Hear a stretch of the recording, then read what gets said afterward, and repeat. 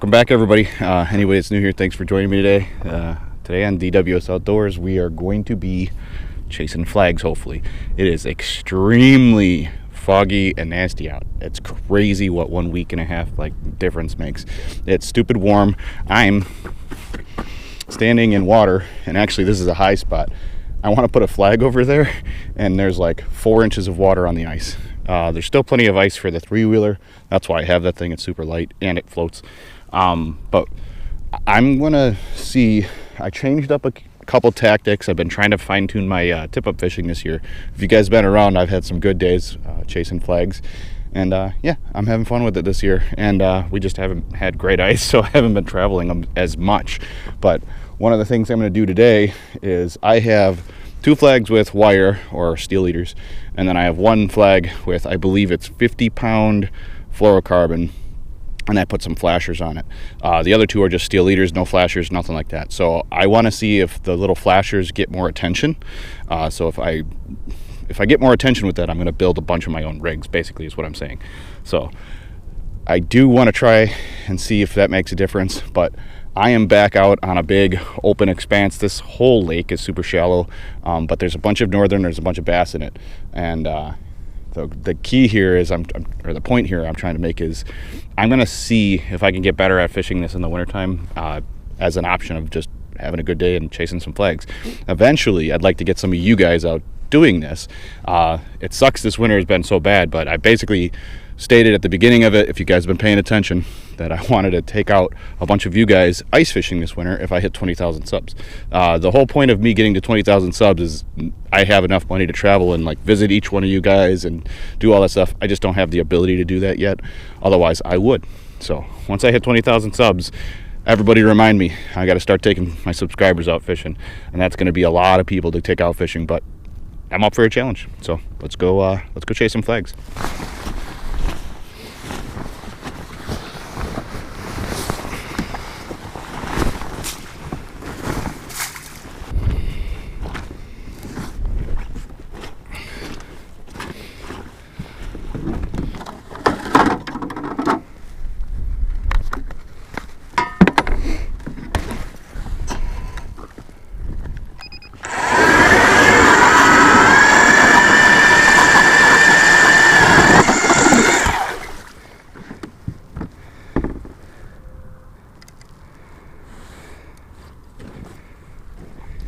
Hey, those of you that have been around know that I use the iFish Pros instead of a regular beaver dam tip up. Works the same way. Flag pops, fish takes the bait, but I get to set the hook. That's kind of what I was after when I went with these instead of regular beaver dams. You gotta run a bait feeder so they can run with it, turn it over, set the hook. Pretty simple. This is the one I was talking about with the flasher. I got some of those on there, and then I'm gonna be running, these are like medium roaches. I wish I had some really big ones, but I don't, so just gonna have to work with what you got. Trim the tail a little bit, and yeah, set it. So I'm in about 5 feet of water here. What I'm gonna do is I'm gonna just set it like 3 feet down, 2.5, 3 feet down. No reason to set it near the bottom. There's no walleye here, so just like fishing with a bobber stop or slip bobber, you just use your bobber stop. So this one is currently 3 feet down. Bring it up to about 2.5 feet right there. Get it set.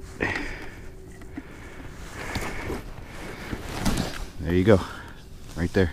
So if there's northern pike or bass swimming around, they will be cruising anywhere in the water column over here.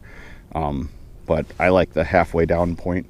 If I have 3 feet of water, I'll go two, maybe 1.5 feet down, or just under the ice a lot of times. So those are just some simple tips when you're fishing shallow water for pike or bass.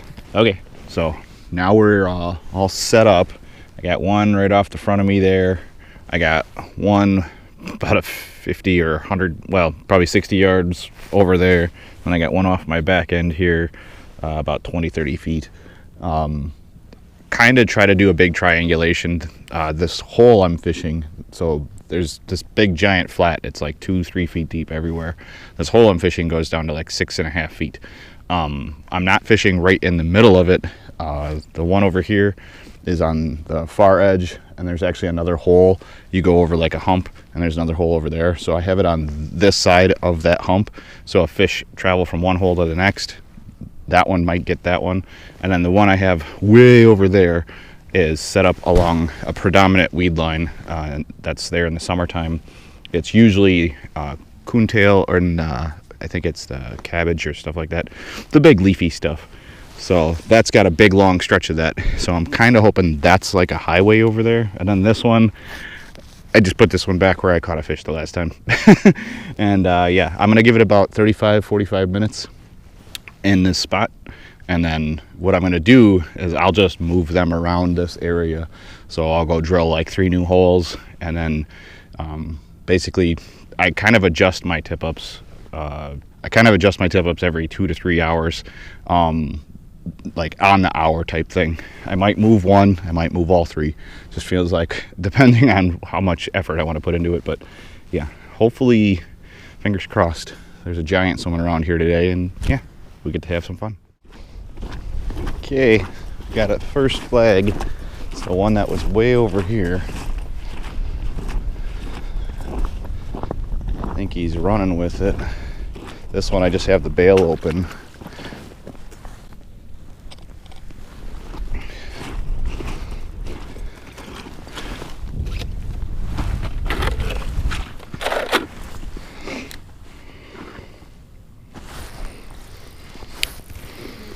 What are you?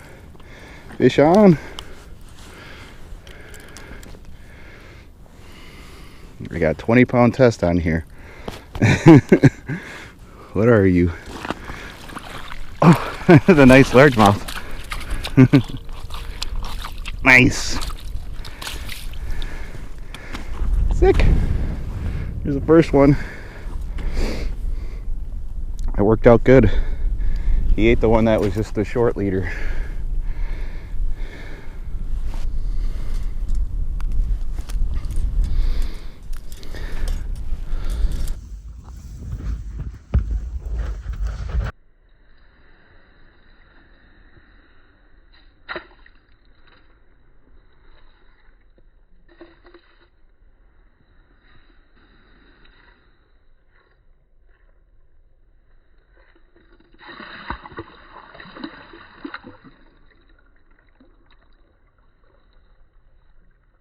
Well, of course it's always the furthest one away that goes first. But yeah, so I mean, you can see it. So that one, I'm halfway back to the machine. So I like to sit away from my tip-ups. I don't want to be by them. I don't want to like make any kind of noises. And the key is to go sit somewhere and be quiet. As much as people don't think fish hear you, fishing with a live scope over the last 2 years has showed me the minute you move, the fish go away. So I'm gonna go sit back down and then wait again. This one, like I said before, or I don't think I told you guys, so what I did is, there's a bunch of water on the ice. Over here was like 4 inches deep of water. So I walked past the tip up about 20-30 feet, and I drilled a line of holes in the deepest parts so that the water blowing through here could drain into those holes. And just by happenstance, that's the one that went off. Maybe I created an oxygenation source, and that might draw fish in to this one first. So if that one goes off again, we might have something here as far as like getting fish that come in from an oxygenation source. That might work, might just be in my head, but either way, that was the first one to go. So let's catch some more fish. Can't tell if this is a wind trip or not.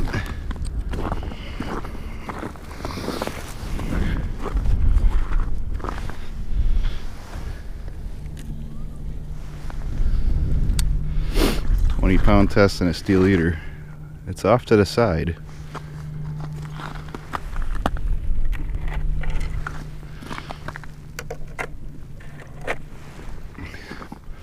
Might be a northern pike just sitting there with it. One way to find out. Start reeling down.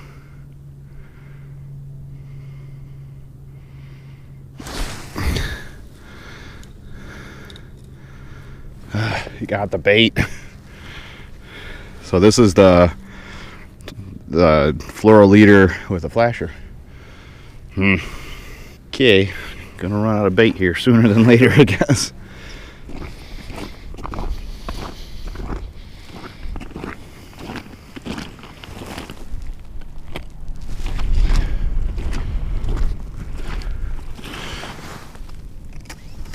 That guy's ripping line.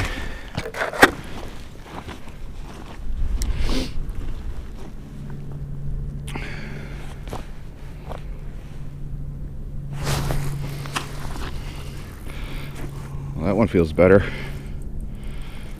I don't know if it's because he's in the weeds. Might be a northern pike.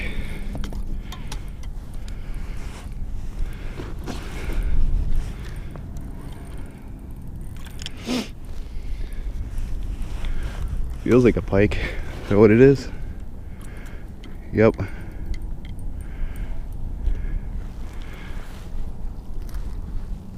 Come on. We got one. Yay. There are northern pike over here. Well, that's not a bad fish. I mean, it's like 24, 25 inches long. The limit out here is 26, but that's not 26 inches.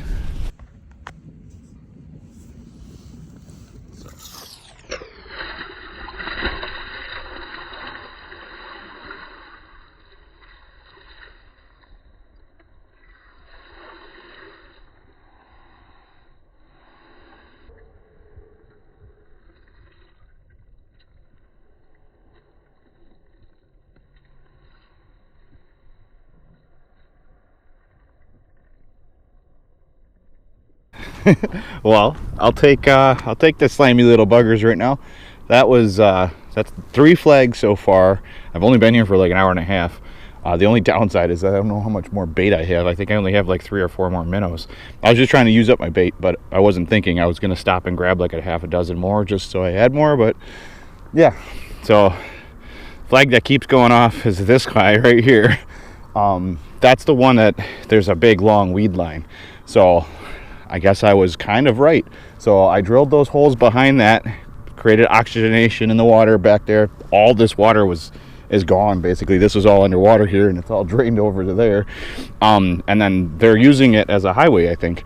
So that predominant highway, I probably should move my farthest one that's kind of in the middle of nowhere over there back into one of these holes that I drilled over here along this weed line. But I don't like the crowd tip ups. So if I move anything, this weed line turns out right here, so I might move that one towards the outside of the outside of the weed line over there. So I'm happy. This is fun. when flags pop regularly, that's fun. I don't like sitting out all day and not catching fish. It just drives my brain nuts. But so far, what is that, a bass, about a 22, 23 inch northern pike, and then one missed flag, which I think that might have been a northern that grabbed it and was just holding on to the bait, because when I set the hook there was weight there, but it just popped it. So all right, let's catch some more fish. Okay, so it's been an hour and this one hasn't popped at all, and those two have. So I'm gonna check this, make sure it's still got bait, and then I think I'm gonna actually move it over to one of the holes that I drilled over here for a different spot for another hour, and we'll see. I'm contemplating putting it further back over by the one that's been going off all day. So we will see. I just moved this flag here. Might be a wind flag, we will see.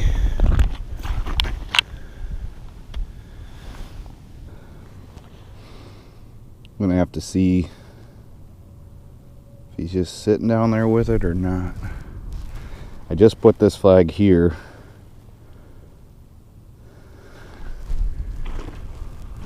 It's not that windy out.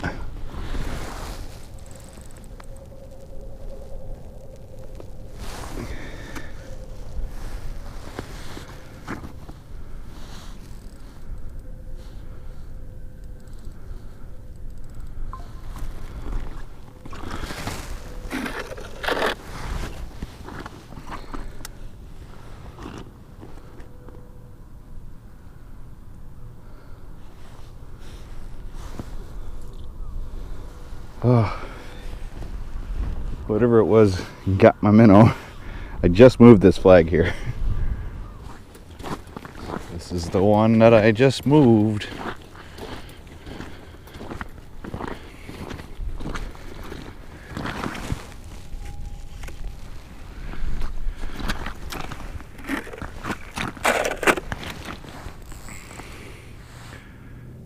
Give it a little line here, see if he starts swimming off with it.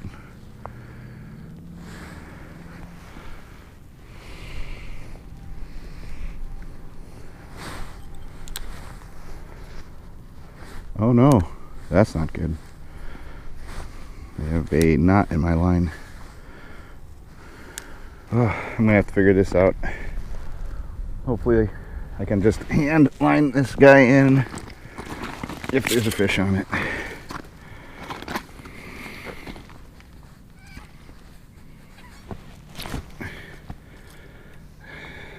Well, there goes that bait. 3 bites, same spot. Ended up with a knot in my line. I don't know how that happened or what exactly even happened here. Probably gonna move one of those tip ups over here since this one went off like 3 times. I don't know what it could be, but so I think I'm gonna leave that one where it's at. That one hasn't gone off in forever. Okay, got 1 live rosy red and 1 dead one. Now that I redid this, we will see if that brings in any fish.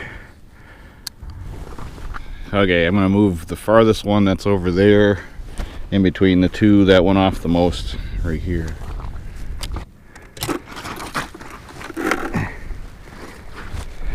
Something ate the rosy red and dead rosy red while I was moving my other tip up.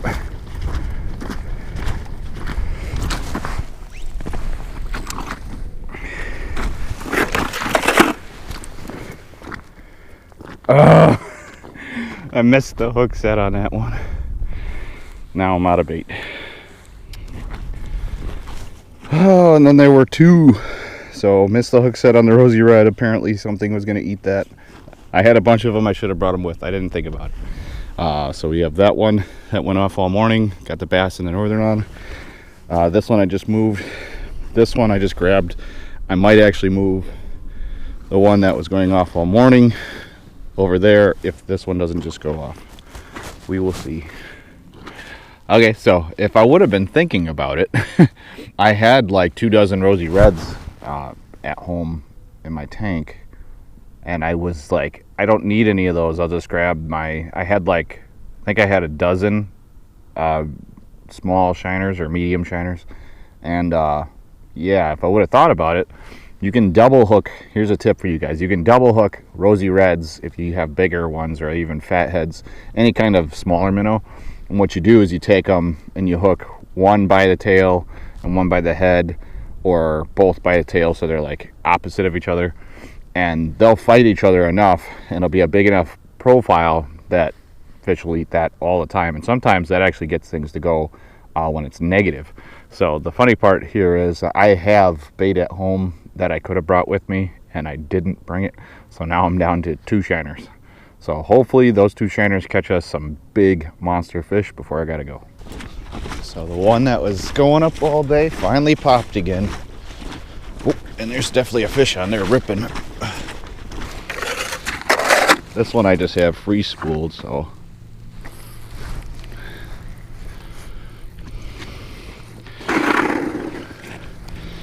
This one feels better.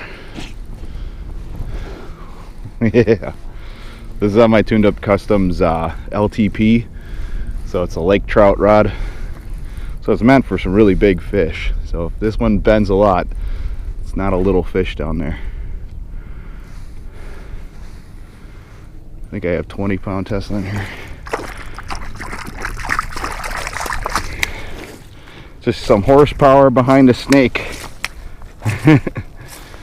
But I got one. Now we're down to the 1. I was about to move this over over by the one that was going off all the time. Little like 20-inch snake. That's 3 fish today though.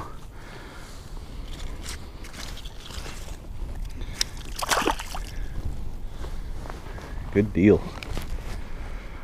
At least I caught a fish on that one and didn't lose it. Now I'm wondering if I should move that other one over to this hole or over to the hole that was going off all day and I missed them all. Because like it could have been that big or whatever. I think I'm gonna move it to the other hole and try to get redemption. Let's try to get some redemption on that last one.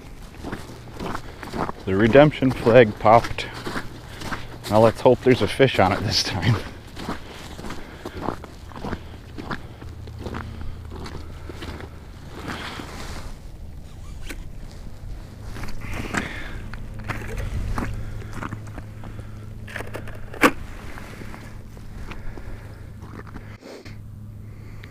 It's off to the side. We will see what happens.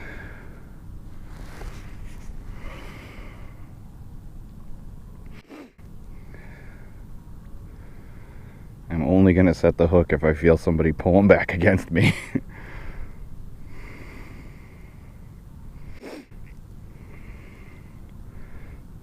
Doesn't seem like it's swimming anywhere.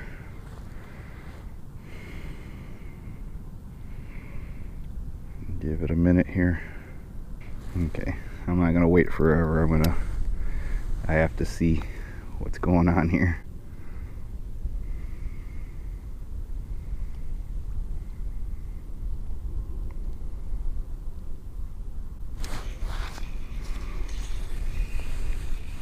Probably some weeds.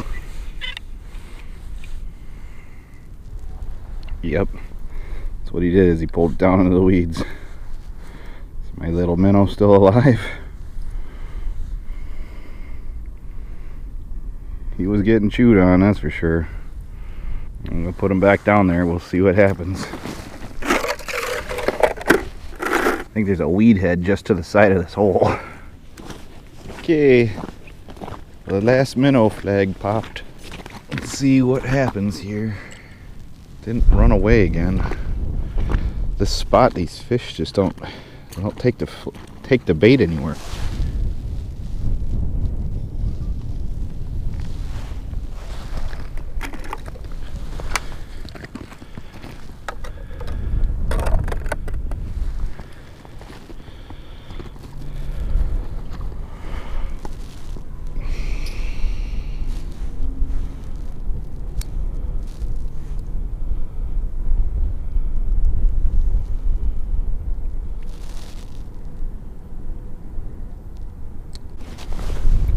They got him.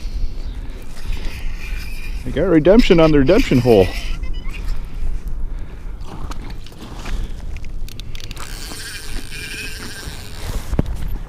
That sounds like a northern pike.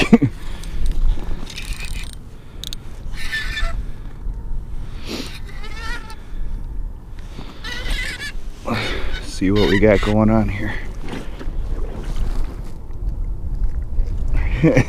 I finally got the fish out of the hole that was stealing my bait.